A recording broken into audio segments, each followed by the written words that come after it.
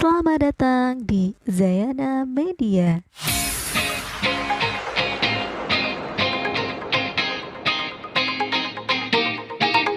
Di masa pandemi ini, jangan lupa rajin cuci tangan, memakai masker, dan menjaga jarak. Assalamualaikum warahmatullahi wabarakatuh. Hai anak-anak, berjumpa lagi dengan Bu Lina. Pada kesempatan kali ini kita akan belajar materi kelas 4 tema 6 subtema 2 pembelajaran 3. Perhatikan gambar berikut ini. Tahukah kalian siapakah tokoh yang terdapat dalam gambar tersebut? Iya, tokoh tersebut adalah patih kerajaan Majapahit bernama Gajah Mada. Patih Gajah Mada merupakan seorang tokoh besar yang mempunyai cita-cita sangat besar, yaitu memersatukan pulau-pulau dan kerajaan-kerajaan yang ada pada saat itu menjadi satu, yaitu Nusantara. Adapun salah satu usaha yang dilakukannya adalah dengan melakukan Sumpah Palapa. Untuk mewujudkan cita-citanya tersebut, Patih Gajah Mada melaksanakan sumpahnya, yaitu Sumpah Palapa. Ia berjanji tidak ingin menikmati buah palapa kecuali dapat memersatukan daerah-daerah seperti Seram, Tanjung Pura, Haru, Pahang, Dompo, Bali, Sunda, Palembang, dan Tumasik. Bacalah teks berikut ini.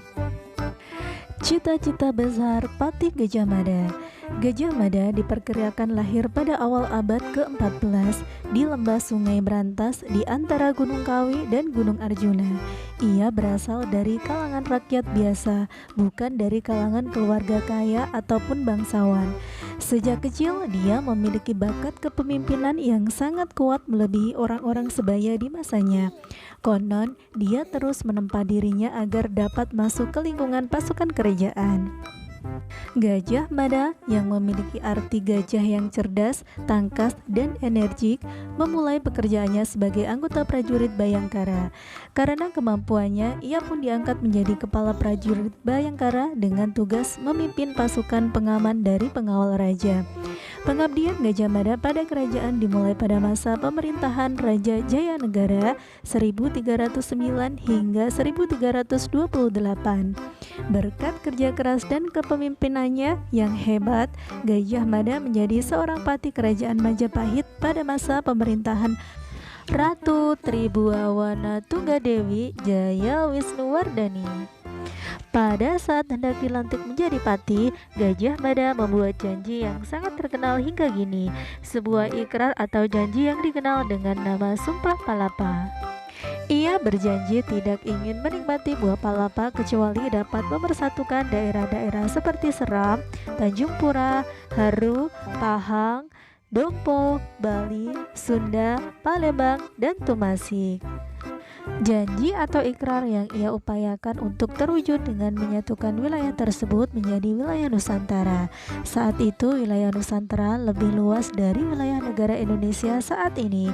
Saat itu wilayah Nusantara meliputi seluruh semenanjung Melayu, Malaysia dan Singapura, Sumatera, Jawa, Kalimantan, Sulawesi, Sunda Kecil, Bali, Maluku, Papua, hingga wilayah Darwin, Australia. Berdasarkan bacaan tersebut, yuk kita lengkapi peta pikiran berikut ini. Patih Gajah Mada diperkirakan lahir pada awal abad ke-14 di lembah Sungai Brantas di antara Gunung Kawi dan Gunung Arjuna. Ia berasal dari kalangan rakyat biasa, bukan dari kalangan keluarga kaya ataupun bangsawan. Perjalanan karir Mahapatih Gajah Mada dimulai dari sebagai anggota prajurit Bayangkara. Kemudian diangkat menjadi kepala prajurit Bayangkara dengan tugas memimpin pasukan pengaman dan pengawal raja. Berkat kerja keras dan kepemimpinannya yang hebat, pada akhirnya Mahapatih Gajah Mada menjadi seorang patih kerajaan Majapahit pada masa pemerintahan Ratu Tribhuwana Tunggadewi Jayawisnuwardhani. Adapun cita-cita Mahapatih Gajah Mada adalah ingin menyatukan daerah-daerah menjadi wilayah Nusantara.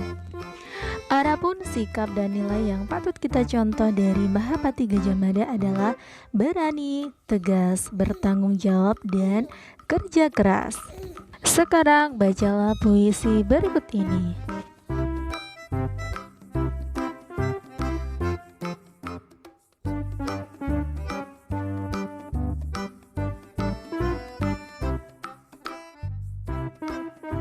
Perhatikan baris kata-kata pada bait pertama, lalu gantilah beberapa kata di setiap barisnya dengan menggunakan kata-katamu sendiri. Contohnya adalah sebagai berikut.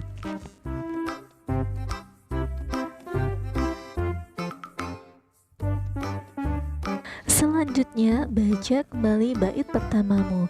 Perbaiki jika kamu menemukan kata yang lebih baik dengan rima atau makna yang sesuai. Usaha keras Pati Gajah Mada untuk menyatukan Nusantara sangat beralasan. Nusantara memiliki sumber daya alam yang beragam dan kaya. Sumber daya alam digunakan untuk memenuhi kebutuhan manusia. Tahukah kamu apa yang dimaksud dengan sumber daya alam? Sumber daya alam adalah segala sesuatu dari alam yang dapat digunakan untuk memenuhi kebutuhan hidup manusia. Air, matahari, tanah, dan segala yang ada di dalamnya merupakan sumber daya alam yang harus dipelihara dan dilestarikan. Sumber daya berupa air, tanah, matahari, tumbuhan, dan hewan merupakan sumber daya alam yang dapat diperbarui.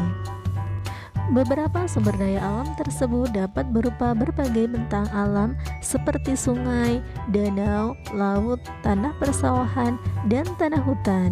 Pada setiap bentang alam tersebut terkandung sumber daya alam berupa air, tanah, udara bersih, tumbuhan, dan hewan. Sekarang perhatikan daerah sekitar tinggalmu. Amati beberapa sumber daya alam yang ada di sekitarmu. Sebagai contoh, sumber daya alam berupa air terdapat di sungai, manfaatnya untuk mengairi sawah. Kemudian sumber daya alam berupa matahari terdapat di langit, dimanfaatkan untuk menghasilkan energi listrik, mengeringkan pakaian, dan sebagainya. Sumber daya alam yang paling banyak tersedia adalah air dan matahari. Air digunakan untuk mandi, mencuci, minum, dan lain sebagainya. Sedangkan matahari digunakan untuk mengeringkan pakaian, membantu proses fotosintesis di pembangkit listrik tenaga surya. Kita harus menggunakannya secara bijak. Anak-anak, cukup di sini pembelajaran kita hari ini. Sampai bertemu kembali pada kegiatan pembelajaran berikutnya. Wassalamualaikum warahmatullahi wabarakatuh.